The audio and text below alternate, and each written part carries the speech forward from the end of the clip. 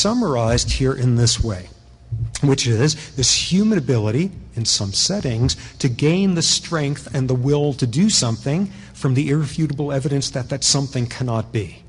What do I mean by that? Let me make this a little bit less abstract and instead a quote from Kierkegaard. And if you subscribe to this particular type of belief system, this notion that what religiosity is often about is the ability to hold two contradictory facts in your head at the same time, or two contradictory beliefs. Let me make it a little bit less abstract than that.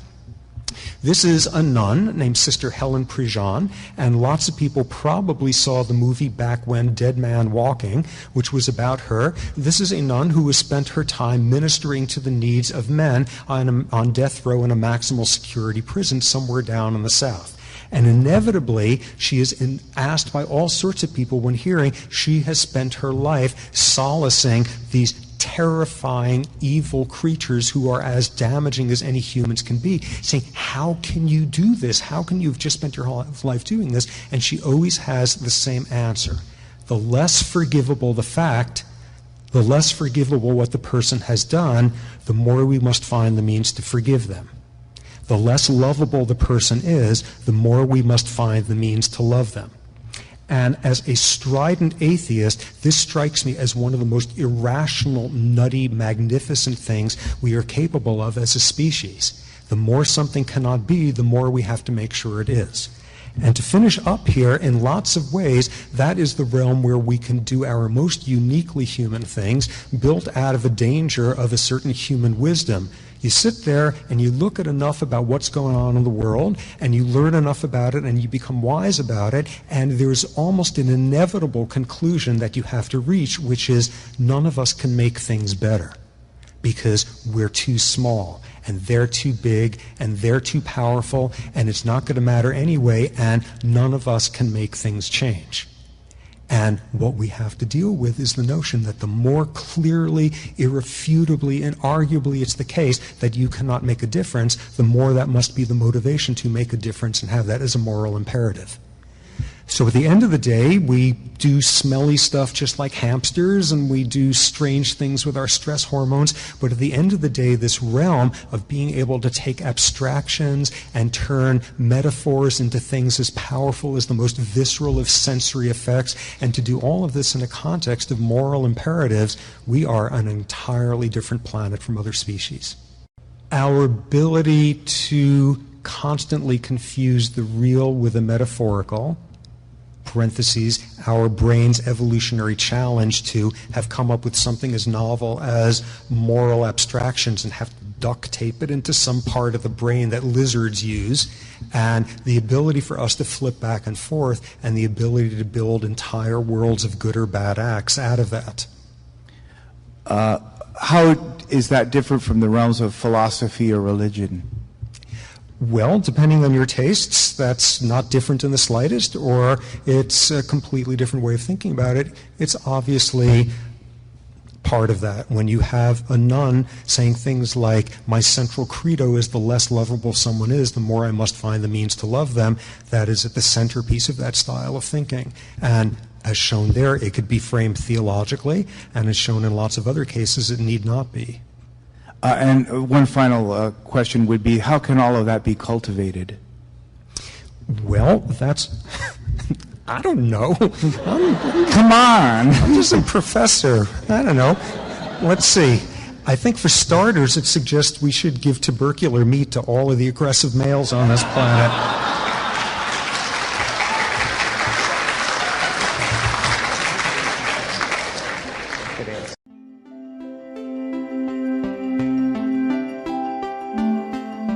So when you look at the really unique, bizarre things humans have come up with, ranging from cave paintings to Snapchats and everything in between, probably the most unique and universal thing we've come up with is this religion business. When you talk about symbolic, metaphorical thinking, essentially there has been no culture on earth that has not invented some form of what could be termed meta-magical thinking, attributing things that cannot be seen, faith-based belief systems, things of that sort. It's universal.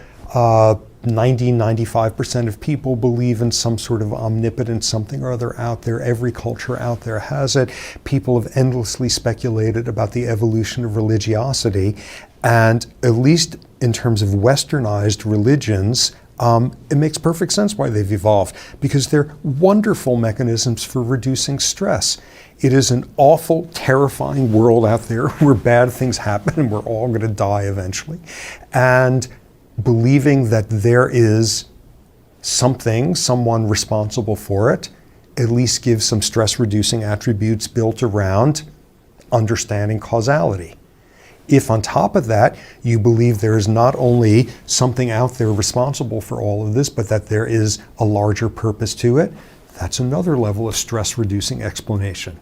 If then on top of it, you believe that individual out there is benevolent, even more so, control and predictability.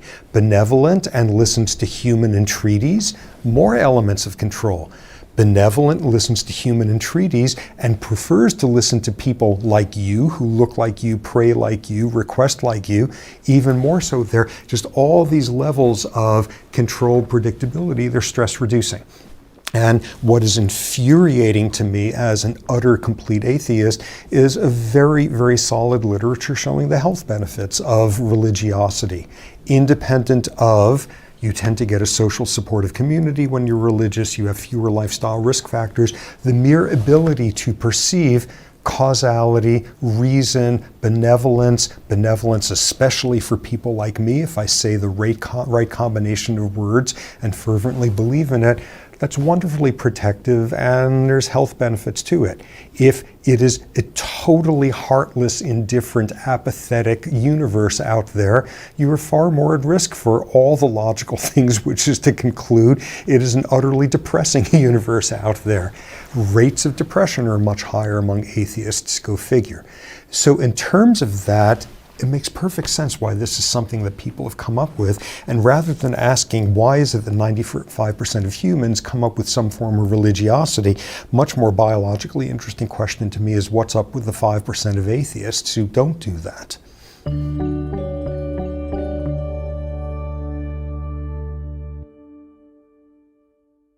I am extremely out in left field with this, along with people like Sam Harris, a few other philosophers, in terms of absolutely hard determinism and hard incompatibilism. I simply, when I read any philosopher, and unfortunately, when reading a few neuroscientists who should know better, when they say, yes, it's deterministic, we are nothing more than our molecules and atoms and subatomic particles, we are nothing more than the biophysical rules of Earth and physical rules of the universe, all of that. Yet, somehow, at the end, you can still squeeze free will out of there. And when you look closely at the arguments they make, they fall in certain categories. Either they decide all we care about is whether somebody intended to do something in this moment or not, and we have no interest in their history. We have no interest in the fact that every moment before that was the outcome of every moment before that moment and within a biological framework. Or they'll say, well, if it looks like there was no free will in this person's action just now, there is free will, but it happened before, or it happened in a different part of the brain, or it didn't happen inside the brain, it happens between brains in social interactions. And these are all these styles of arguments that people make. And I'm not trying to sound sarcastic, but when you look closely at what every one of these compatibilist philosophers is saying when they say, yes, of course we are nothing more than molecules, yes, we're existing in the 21st century, we're not medieval alchemists, yes, but somehow there's free will, and the explanation always involves some kind of magic. Like, if it's not, it's some kind of sophistry, it's some kind of logic trick, it's some kind of hand waving, it's some kind of magic. And an awful lot of these times, what these people are saying is, no, of course we're not saying that something happens for no reason. we're saying it happens for magical reasons. And that's no better. I mean, it's by now sarcastically, a huge percentage of these papers from these philosophers talking about free will who were trying to incorporate neuroscience, basically their paper comes down to 3 sentences. First sentence, wow, neuroscience is discovering such interesting things. Second sentence, wow, some of these things are making us question free will and agency and moral responsibility and raises the possibility that we have to rethink everything. Third sentence, no, not really.